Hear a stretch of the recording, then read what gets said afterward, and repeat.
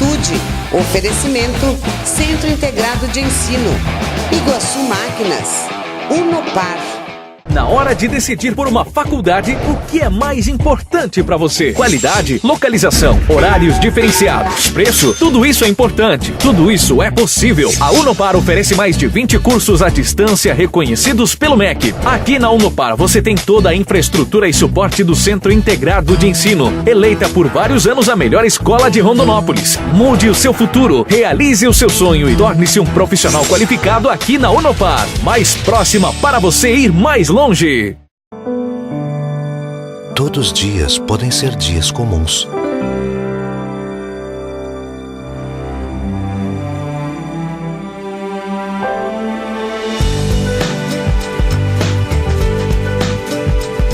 Mas para nós, a alegria de produzir e colher torna cada dia em um dia muito especial.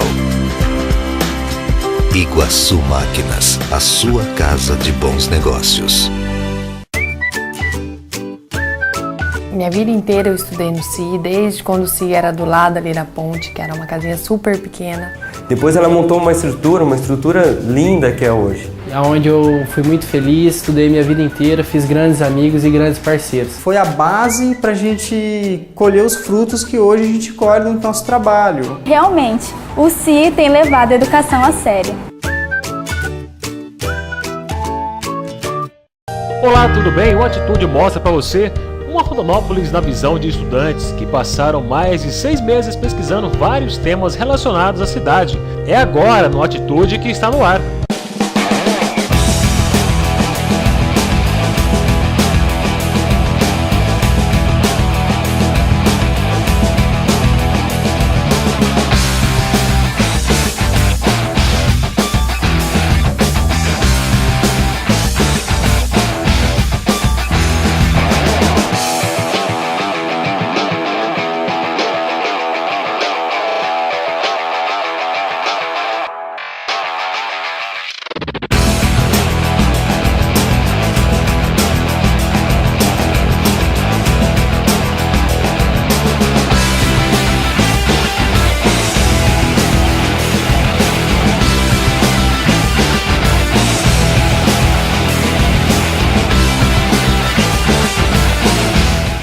O Centro Integrado de Ensino de Rondonópolis, o CI, promoveu recentemente uma mega exposição de pesquisas de campo, que retrataram várias temáticas com referência em Rondonópolis. Os estudantes foram longe, mas longe mesmo. Este grupo levantou dados sobre a vida e a trajetória do Marechal Cândido Rondon. A história do patrono de Rondonópolis está na ponta da língua dessa turma. Bom, um dos pioneiros de Rondonópolis foi o Marechal Rondon. Foi o que passou as linhas telegráficas, ele era o tenente, e das linhas telegráficas Gomes Carneiro. E aí ele ordenou que Otávio Pitaluga passasse as linhas telegráficas pela região. Porém, por acaso, Otávio Pitaluga passou pelas regiões que pertencem a Rondonópolis atualmente. Foi assim que as pessoas que buscavam uma vida melhor vieram para cá, formando a cidade. Para o seu tenente não ficar bravo, Otávio Pitaluga homenageou Marechal Rondon com seu nome, assim formou Rondonópolis. Nossa viagem pelo conhecimento segue ainda nos primeiros anos da cidade. Você sabia que bem antes do União, do Vila Aurora e do REC, existiam 2 outros times? Fizeram muito sucesso, viu? Na primeira metade do século XX. Você já ouviu falar no RAC e no temido Industrial? Significa Rondonópolis Atlético Clube, que foi fundado em 1958 pelas pessoas Ézio, Afra Stefanini, Pedro Ferrer e outras demais pessoas. O uniforme do RAC era uma camisa vermelha com listra branca, gola branca, manga branca e um meião vermelho com listra branca. O RAC era tipo que uma pequena seleção de Rondonópolis que jogava com as demais cidades vizinhas de Rondonópolis. E desde então começou a surgir outros times. O Industrial Esporte Clube ele foi criado por trabalhadores da cidade de Rondonópolis que eles trabalhavam em pequenas indústrias, não muito importantes assim. Então eles decidiram se reunir e criar um time chamado Industrial Esporte Clube. Então os jogadores que mais se destacaram no Esporte Clube foram o Maninho, o Ribeiro e o Batata, que era só um fazendeiro. E o time ele não se destacou tanto quanto o RAC e entre outros times, mas foi um time muito bom para Rondonópolis. Do século XIX, seguimos direto para o século XXI. Daqui para frente, nos deparamos com uma Rondonópolis moderna, cheia de atrativos e opções para o consumidor e empresários. Este grupo dedicou o estudo para as franquias. Primeiramente, a gente escolheu esse tema, né, porque como Rondonópolis vem crescendo, é um tema bem interessante, principalmente para a economia da cidade. Só que nós somos até vários lugares, a CIR, prefeitura, só que eles não têm, no sistema deles, eles não têm uma diferença da franquia de uma empresa normal, então a gente fica bem restrito em relação a esse tema.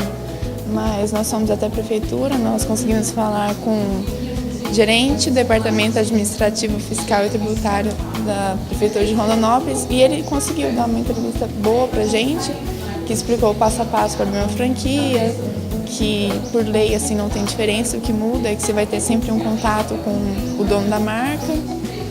E é isso.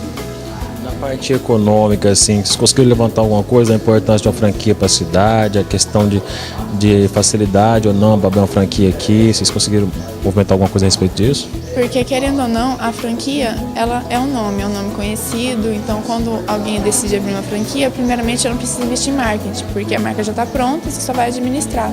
Isso é bom, porque geralmente as pessoas, principalmente para o comércio, as pessoas, elas veem a franquia como uma coisa que já é conhecida, uma coisa boa de qualidade, então isso induz elas a comprarem mais.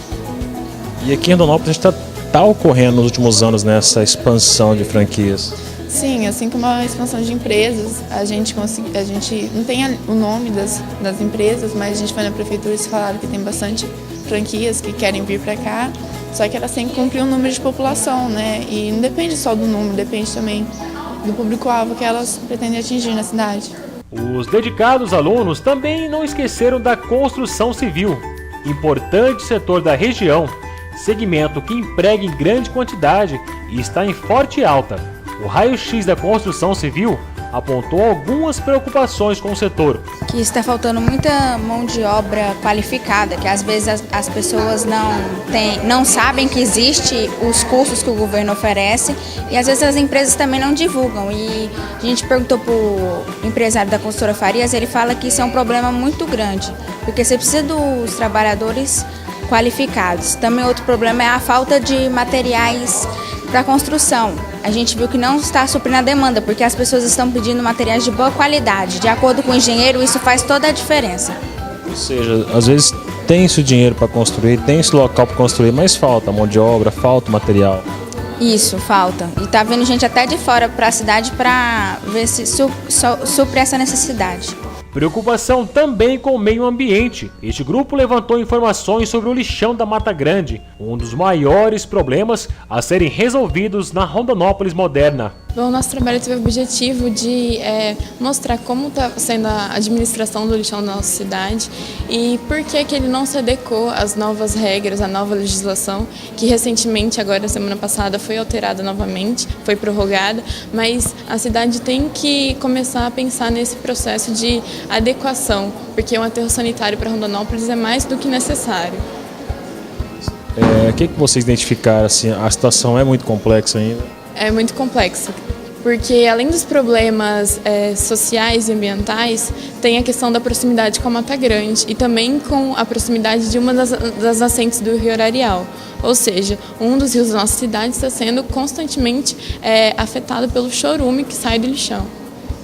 Uma questão que tem que ser revista com o máximo de urgência possível. Além de se adequar a uma lei federal, é uma questão ambiental, uma questão de sobrevivência. Isso, eu também vejo assim. A gente notou também que realmente é um investimento muito caro, precisa de um investimento do governo federal para isso, ou de algum financiamento privado, só que se falta vontade política e falta também cobrança da população, porque se a população cobrasse e soubesse reivindicar esse direito, que é o tratamento do seu lixo de forma digna, com certeza esse projeto já teria saído do papel. E um pouquinho de consciência das pessoas também, né? Já na hora de entregar os dejetos, entregar separado, ter um pouquinho mais de consciência do que é lixo, do que não é lixo. Isso, realmente, porque a questão do lixo é muito variável, porque o que é lixo para mim pode não ser lixo para outra pessoa. E a gente também foca isso no nosso trabalho, como reciclar, reutilizar, como ajudar o catador, porque mesmo a nossa cidade não tendo esse processo de coleta seletiva, se eu separar o lixo na minha casa, já ajuda 100%, porque vai facilitar muito a vida dos catadores. O campus da UFMT de Rondonópolis, um dos maiores centros educacionais de ensino superior do sul de Mato Grosso, também foi lembrado. Nas pesquisas, este grupo retratou toda a evolução da universidade. Bom, o nosso objetivo de começo geral foi mostrar a importância do campus para a cidade, para a população e para a formação dos estudantes, a formação superior, para que eles possam ter boas chances no mercado de trabalho. Nós aplicamos questionários para os alunos do ensino médio, aqui da Escola CIS, segundo e terceiro anos, para nós sabermos quem tem a intenção de ficar na cidade para fazer a faculdade aqui, quem tem a intenção de ir para fora, quem sabe um pouco da história do campus. Nós também entrevistamos o pró-reitor Javer e fizemos relações na questão do agronegócio com a abertura de novos cursos e nós procuramos saber da evolução da infraestrutura e do número de cursos. E até chegarmos aos dias de hoje. Então, nós procuramos sempre fazer essa relação. E como que foi a evolução? Como é que vocês conseguiram estudar a explicação para essa evolução? Melhorou muito? Qual a análise que vocês fazem? Nós fomos à biblioteca do campus e lá nós encontramos alguns documentos e fotos. Então, pelo que nós levantamos, o campus ele passou por 2 escolas antes dele estar na sua sede atual. E as situações no começo eram bem precárias, então em nossa concepção a gente percebeu que o campus evoluiu muito desde então e tem melhorado muito. Hoje ele tem feito prédios para a construção dos cursos de medicina, psicologia, tem um laboratório de climatologia, então nós acreditamos que foi uma evolução muito importante desde então. Vocês fizeram uma pesquisa com os alunos aqui da escola a respeito do campus, eles de repente optaram por ficar aqui ou por ir para fora. Como é que foi essa pesquisa, os resultados dela? Chegaram no resultado? Bom, os nossos resultados, nós fizemos pesquisa desde você sabe a história até você acha importante. E, bom, nós tiramos dessa pesquisa que a maioria dos alunos, eles tendem a ir para fora. Então, acredito que ainda não está muito na mente desses alunos a questão de ficar em Rondonópolis. Eu acredito que falta um pouco da questão de divulgação da universidade em relação aos cursos oferecidos e também acredito que falta um pouco, foi uma pergunta relacionada à outra, pelo fato de que alguns cursos, a maioria dos cursos que os alunos têm em mente, como Direito, Medicina e Arquitetura, não tem no campus. Então acredito que isso deixou a faltar um pouco. Essa turma estudou várias possibilidades para explorar de forma consciente o Aquífero Guarani, maior manancial de água doce subterrânea transfronteiriço do mundo. O Aquífero Guarani é uma reserva de água subterrânea que fica em alguns países da América do Sul, em sua maior parte no Brasil, e ele fica abaixo dos lençóis freáticos. Qual que é a importância dele para a gente? Ele faz giro de capital para o município, porque não existe necessidade de importar água de outras regiões, e a água, por ser mineral, ela possui componentes que fazem bem para a saúde. Já tem empresas que exploram a água do Aquífero Guarani como vendem ou fazem algum benefício dela como água mineral? Aqui já em Rondonópolis já possui uma. Então assim, tem essa importância econômica e tem essa importância ambiental também. Porque ele é uma das maiores reservas de água do mundo, né? Ele é uma das maiores reservas. Por enquanto ele ainda está bem preservado, mas quando agrotóxicos e outras coisas assim, se infiltram na terra, existe o risco da contaminação. Mas por enquanto nada que esteja prejudicando a qualidade do aquífero.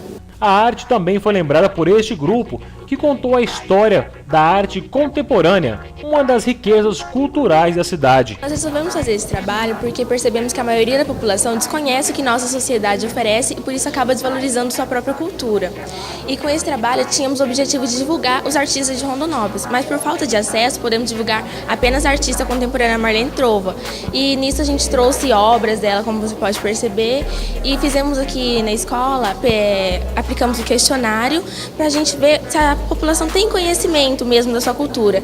E podemos perceber que as pessoas acham importante valorizar sua cultura, mas por falta de acesso, pois o governo não valoriza e não cria ambientes para que eles possam visitar, eles acabam desvalorizando sua cultura. Então, assim, dentro desse questionário que vocês movimentaram, assim, o rondonópolitano, ele conhece, ele desconhece, ainda falta muito. O que vocês chegaram de conclusão? Segundo os alunos, eles dizem saber o que é cultura, mas acesso eles não têm, eles acham importante valorizar, mas não têm acesso a essa cultura e esses movimentos artísticos presentes aqui em nossa cidade. As belezas da cidade de Pedra não ficaram de fora. Assim, o que levou a gente a fazer o trabalho foi o desconhecimento da população sobre esse assunto. Porque, assim, é realmente muito importante porque é uma história que estuda o passado. Então, sem essas pesquisas, muitas das partes da história que a gente estuda hoje, não seria possível a gente ter conhecimento delas. Tá aí lá, o que vocês levantaram? O sítio arqueológico? Assim, o sítio mesmo, ele está fechado para visitação há mais de 6 anos por causa de que as pessoas estavam estragando, danificando. Um dos motivos foi esse. Então, sim, tem pesquisas muito importantes lá dentro, de mais de 30 anos, que já investigaram muitas coisas importantes lá dentro. Ele tem toda uma importância sócio-histórica e cultural para Rondonópolis. Assim, a arqueologia em si, ela estuda o passado. Então, ela estuda pinturas rupestres, coisas que mostram parte do passado da nossa espécie, de outras. Então, assim, ela realmente colabora para a história, para o estudo dela mesmo. E ajuda a explicar muita coisa através lá do passado. Ajuda muito. Então, assim, muita coisa que a gente estuda hoje foram através de pesquisas assim. E a população não tem conhecimento disso. Então, assim, é um fator que eles deviam conhecer, até porque se soubesse o valor disso, a importância, não estaria danificando e estragando. Na hora de decidir por uma faculdade, o que é mais importante para você? Qualidade, localização, horários diferenciados, preço, tudo isso é importante. Tudo isso é possível. A Unopar oferece mais de 20 cursos à distância reconhecidos pelo MEC. Aqui na Unopar você tem toda a infraestrutura e suporte do Centro Integrado de Ensino, eleita por vários anos a melhor escola de Rondonópolis. Mude o seu futuro, realize o seu sonho e torne-se um profissional qualificado aqui na Unopar. Mais próxima para você ir mais longe. Todos os dias podem ser dias comuns.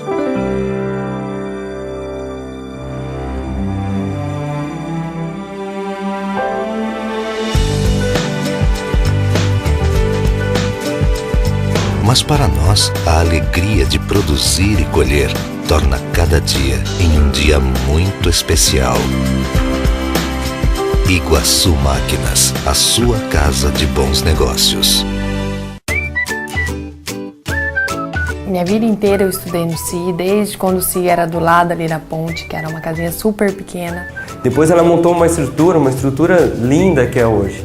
Onde eu fui muito feliz, estudei minha vida inteira, fiz grandes amigos e grandes parceiros. Foi a base para a gente colher os frutos que hoje a gente colhe no nosso trabalho. Realmente, o CI tem levado a educação a sério.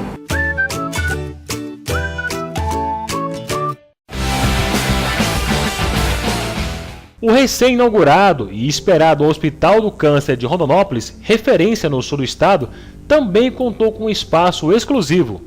O Hospital de Câncer hoje em dia é muito importante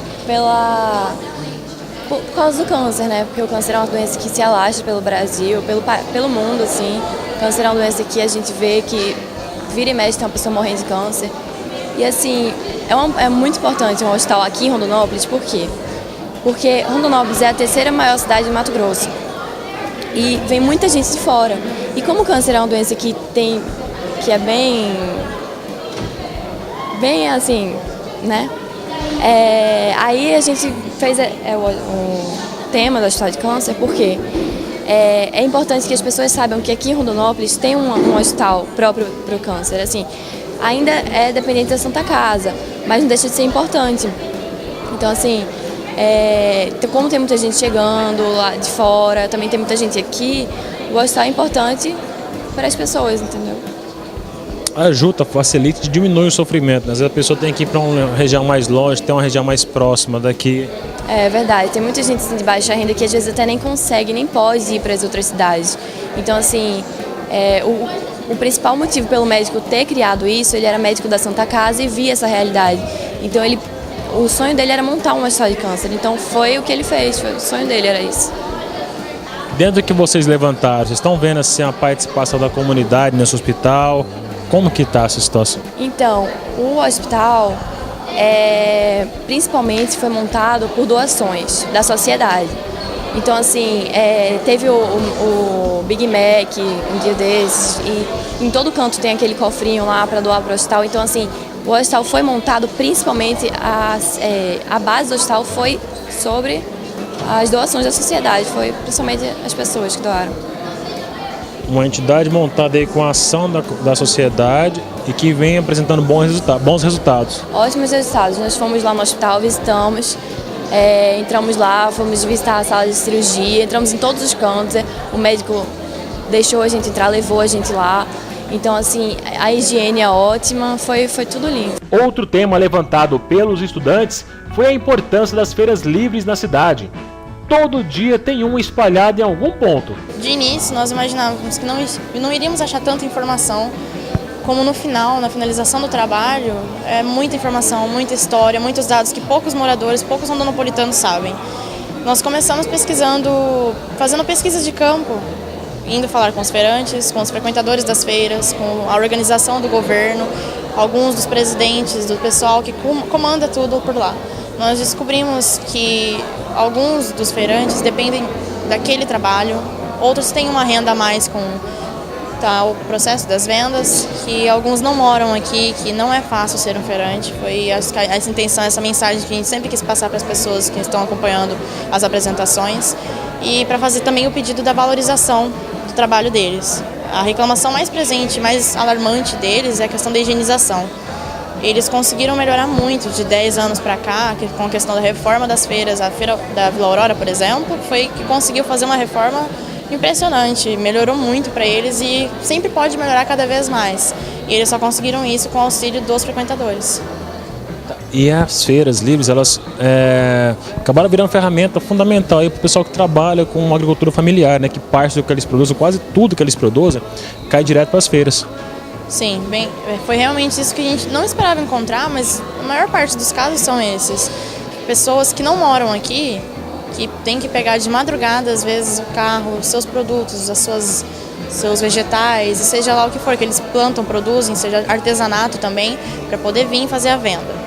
E são muitas famílias, muitas famílias. A gente chega a perder as contas de quantas pessoas lá precisam mesmo de tal recurso. Preocupados com o estado do córrego Ararial, essa turma dedicou o estudo para descobrir como está a qualidade da água do Ribeirão. A situação preocupa.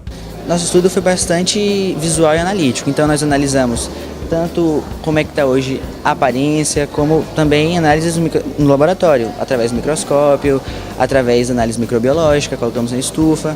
Então a gente viu que os micro-organismos mais conhecidos assim, a gente encontrou bastante, 2/3. Aqueles mais conhecidos que causam infecções, viroses, as viroses comuns que nós conhecemos. Mas também 1/3 a gente viu que são aqueles mais graves. O estudo desta outra turma foi para saber as principais diferenças entre o ensino público e o privado. E por que elas ocorrem? Olha, a gente percebeu que com a falta de investimento que o governo vem acontecendo, isso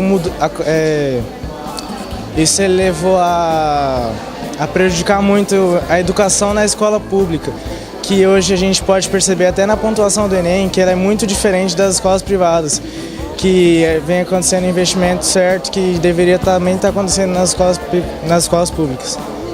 A escola privada que hoje tem uma boa estrutura e muitas vezes o pai procura a escola privada por falta da estrutura oferecida pelo Estado, que deveria por lei ocorrer.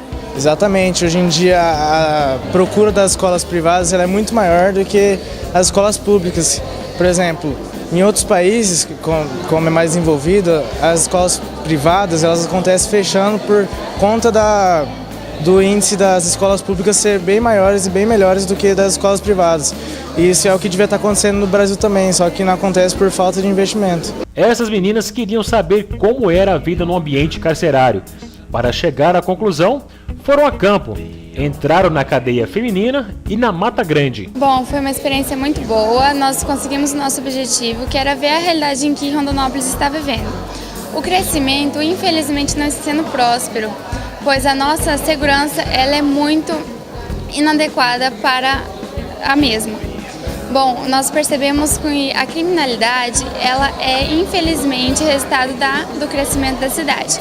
Influências de novas empresas que estão vindo, de pessoas novas, mas assim, isso pode ser uma desculpa, pois infelizmente não há recursos necessários para atender, sabe, essa demanda. Então, nós conseguimos muito, nós pesquisamos a fundo, fomos até os presidiários e a gente teve um impacto muito grande, pois lá a realidade é outra, a gente pensa de um jeito, quando a gente chega lá a gente se depara realmente como eles vivem, sabe?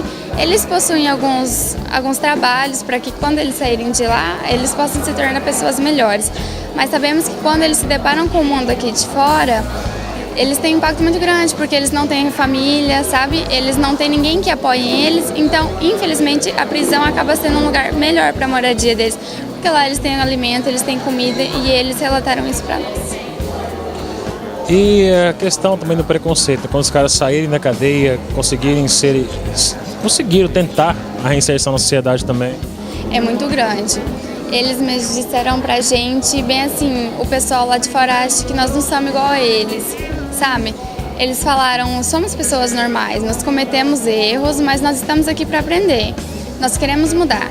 Tanto que lá eles oferecem educação de 1º e 2º grau para o pessoal e cursos profissionalizantes em parceria com o Senai. Então, quando eles saírem, como a maioria é analfabeto, eles não têm uma base para, vamos supor, entrar em multinacionais, eles poderão, as mulheres, por exemplo, trabalhar de manicure, corte, sabe, costura. Então, eles recebem isso e eles falam, a gente gostaria muito de ser reconhecido, que as pessoas reconhecessem nós como pessoas normais, que por mais que nós tenhamos errados, nós estamos aqui para trazer positividade, sabe, para fazer um trabalho positivo para a sociedade.